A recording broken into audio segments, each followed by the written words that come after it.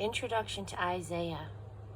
For Isaiah, words are watercolors and melodies and chisels to make truth and beauty and goodness. Or, as the case may be, hammers and swords and scalpels to unmake sin and guilt and rebellion. Isaiah does not merely convey information. He creates visions, delivers revelation, arouses belief. He is a poet in the most fundamental sense, a maker, making God present, and that presence urgent. Isaiah is the supreme poet prophet to come out of the Hebrew people. Isaiah is a large presence in the lives of people who live by faith in God, who submit themselves to being shaped by the Word of God and are on the lookout for the holy. The holy. The characteristic name for God in Isaiah is the holy. As we read this large and comprehensive gathering of messages that were preached to the ancient people of Israel, we find ourselves immersed in both the presence and the action of the holy. The more hours that we spend pondering the words of Isaiah, the more the word holy changes in our understanding. If holy was ever a pious, pastel-tinted word in our vocabularies, the Isaiah preaching quickly turns it into something blazing.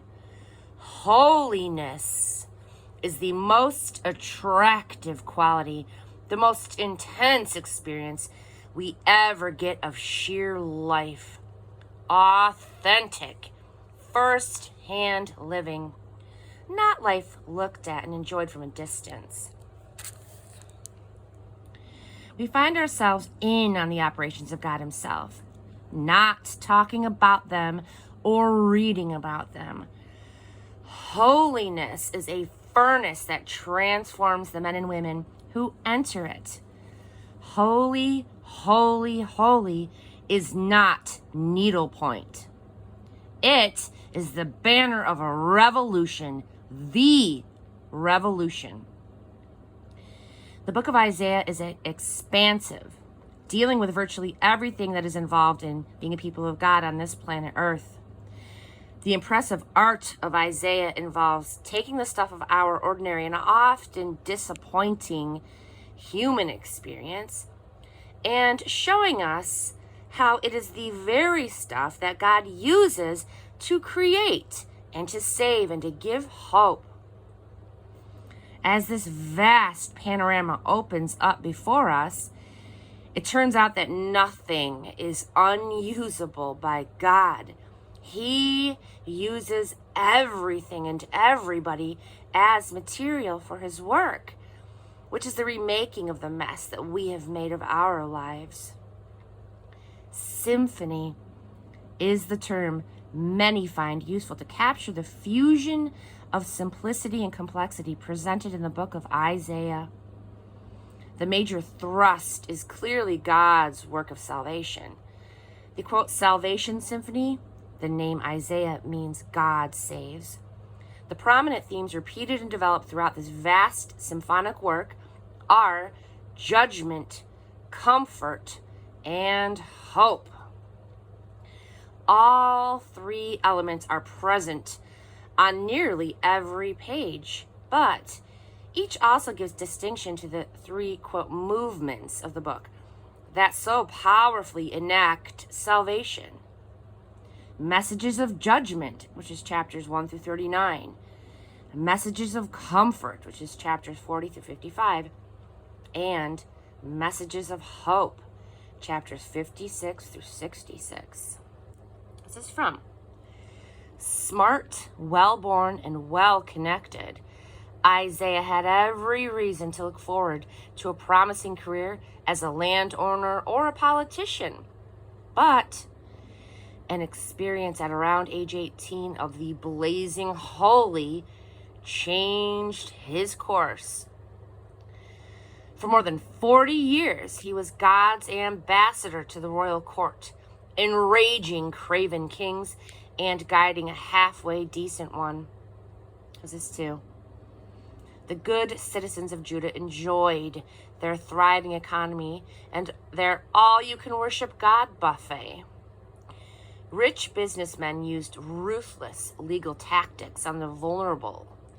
Their wives strutted around in expensive clothes, and King Ahaz had an impressive Assyrian altar copied and installed in Jerusalem. Holy, holy, holy wasn't in these people's vocabulary. They worried about national security threats, but they thought the solution was clever politics rather than doing what God said. The more dangerous things got, the more they fled to sex and alcohol. When was this written?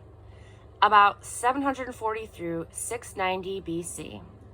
Ironically, Judah's politicians thought their most dangerous enemy was their northern cousin Israel. They were actually glad as Israel's government and economy gradually collapsed during Isaiah's lifetime. They cheered to see Assyria obliterate Israel, and then sobered up only when the Assyrian army kept coming and nearly swallowed Jerusalem too. They couldn't see Israel's destruction as a warning to them.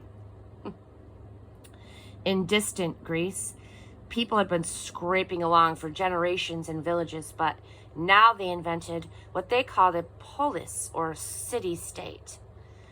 Polis. Our word politics comes from polis. The Greeks enjoyed politics. Compared to vast bureaucratic Assyria or Egypt, the Greek states were tiny, small enough to allow for experiments in government. It was possible to give every non-slave male a voice in major decisions, although in practice, small groups of wealthy men controlled many of the city-states most of the time.